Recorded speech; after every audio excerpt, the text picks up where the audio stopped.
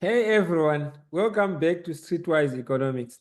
By the time you are watching this, I am actually in Switzerland exploring how the world's richest countries stay wealthy, and I can't wait to share what I find. But today, we are talking about something a bit closer home. If I had $1,000 to invest right now in 2025, here is exactly what I would do. No crypto hype, no risk day trading, just smart, simple investing. This is for everyday person, whether you are a student, working full-time, or running a side hustle.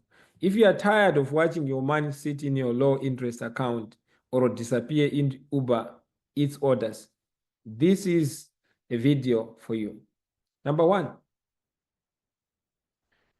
emergency fund or high interest savings account for $100.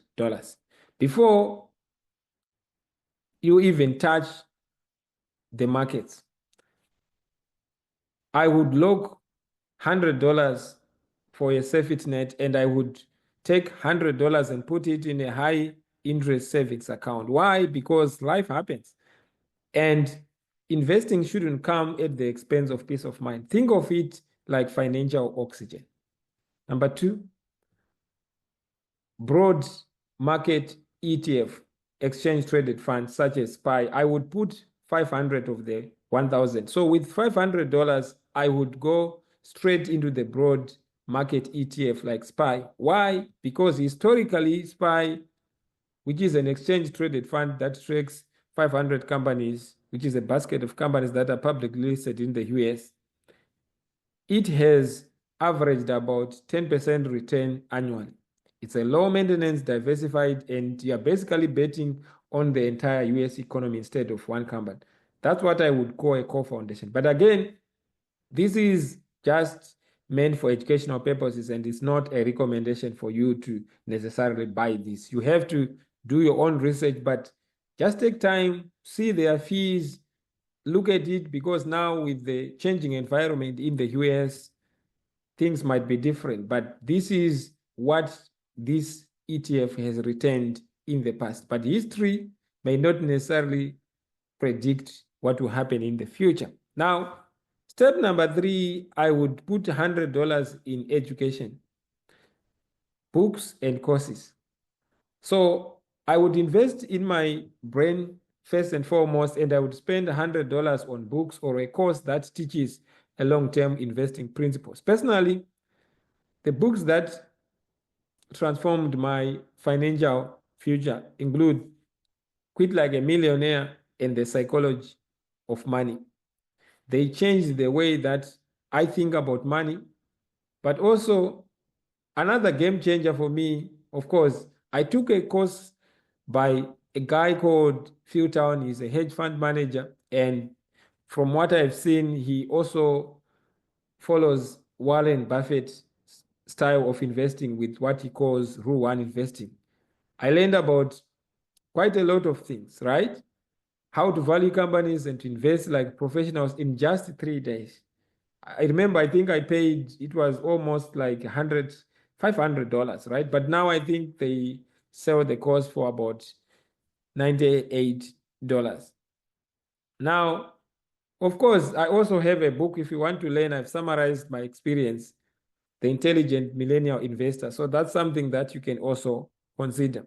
Now, in my case, even with the economics background, I was quite surprised how I didn't fully grasp investing until I took that first step of starting to research, to read books, and also to actually the psychology behind investing. Because sometimes when you see the market go down, even if you have a fundamentally strong company that you're holding, you might be tempted to sell only to see the company going on up in the future. So education is very, very important in my view. Now, step number four, dollar cost averaging plus individual stock research.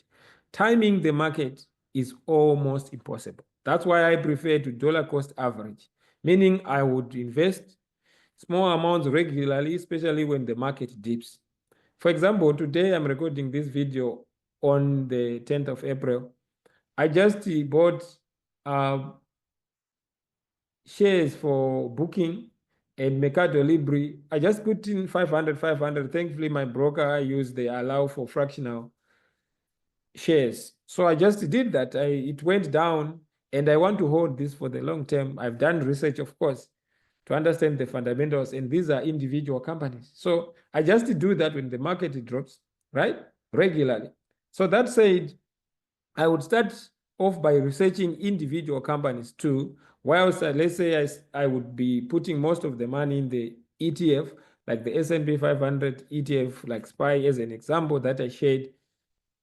And again, it's not an endorsement, it's just sharing as an example. And I also hold SPY in the interest of full disclosure.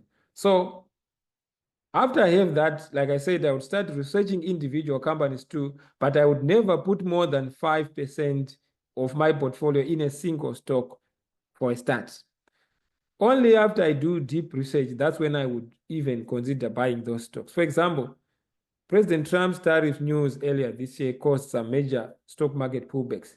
For me, that's when I strike. I added positions on Amazon. This is not an endorsement. I added positions on Google, and things might even change by the time you watch this video. Maybe I may have rebalanced my portfolio. But I intend, of course, to hold most of the stocks for the long term. Now, step number 5 is to automate, repeat, and to keep learning.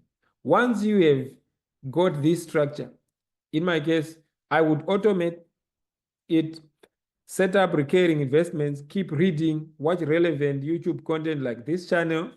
Investing isn't hard, it's a habit. And it's also mental. I will tell you this from my own experience. So understanding the psychology of investing and managing the fear and greed is key. I will tell you that when I was buying stocks when the market dipped, it was kind of like scary. I remember on the other account, I was buying Microsoft shares, Meta. I know in terms of my research that these stocks, they have strong fundamentals, but there is an external event of these tariffs. It's not even individual company related catalyst in that case. But the thing is, things might change fundamentally with what is happening in the US. And that's another thing to also consider, the macroeconomics and also even the geopolitical sphere. But I tell you that I was kind of like fearful psychologically, but I believe in this talk. So I just had to go against the psychology. I think that's how our brain is wired. If I see the red, it's kind of like I'm losing my money, right? So anyway, and after understanding the psychology of investing, I stress that it's important to manage fear and greed. It's very key. Sometimes when you feel like, oh, I'm left out, fear of missing out, I have to pause and relax and ask myself, why am I investing? Do I understand this business? What services do they provide? Is it undervalued? Did I do research on their finances, at least financial statements for the past 10 years? I want to know their long-term debt, their free cash flows, cash and cash equivalent. Do they have a strong balance sheet as well? And who are the leaders who are leading this business? I am investing in a business. If it grows, that's capital appreciation for me. I might get some dividends as well. So I do that and stick with it and let compound interest do the heavy lifting. So this isn't about chasing meme stocks, getting rich quick. It's about getting rich smart. So let's start small, start consistent, and let your money grow. If I could go back in time, this exact plan is how I would start investing wealth and building wealth. So if you are just getting started and even restarting your investing journey, let me know in the comments what's your first step or what's stopping you. And remember, while you are watching this, I'm off in Switzerland diving into how the global investing really works. So subscribe if you are curious about what I found. Those videos. Bye for now.